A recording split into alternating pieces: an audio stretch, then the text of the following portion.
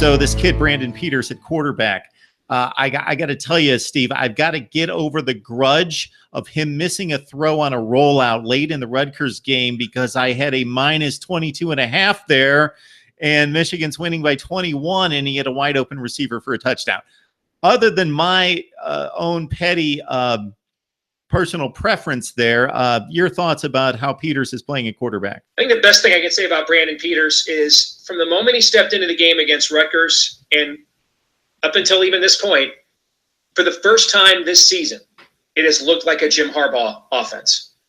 Now, that does not mean he's been great, all right? So if you looked at his stats over the course of 3 games, they'd be pretty good for 1 game of Baker Mayfield, all right?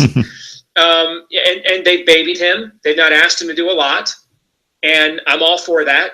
But what I like about, when I say it looks like a Harbaugh offense, when they have called upon him, they've actually run the offense, Mark. It's not, even when Will Speight was in there early in the year, even when he made a play, it was usually not within. If you go back and watch those games early in the year, most of the time that he made a play, it was not within the confines of the offense.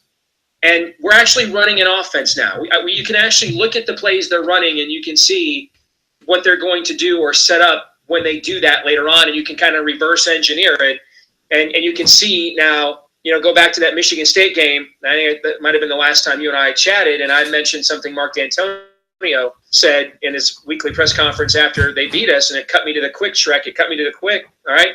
And it's when he said in the first half, Michigan ran over 40 formations and scored 3 points. Okay, well, now we're running all these formations and stuff's happening.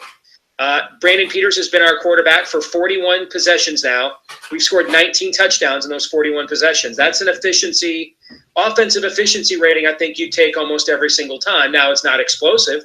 He's not necessarily making all of the throws, but right now he's doing the things we're asking him to do, sort of a poor man's version of Jake Fromm at Georgia. He doesn't quite have his charisma, his presence.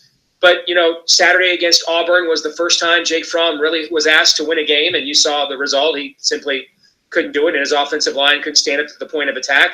But so far, we've not had to ask Brandon Peters to win a game. I don't think we have to ask him to win on Saturday because the other team's quarterback, I don't think, can win the game for them either.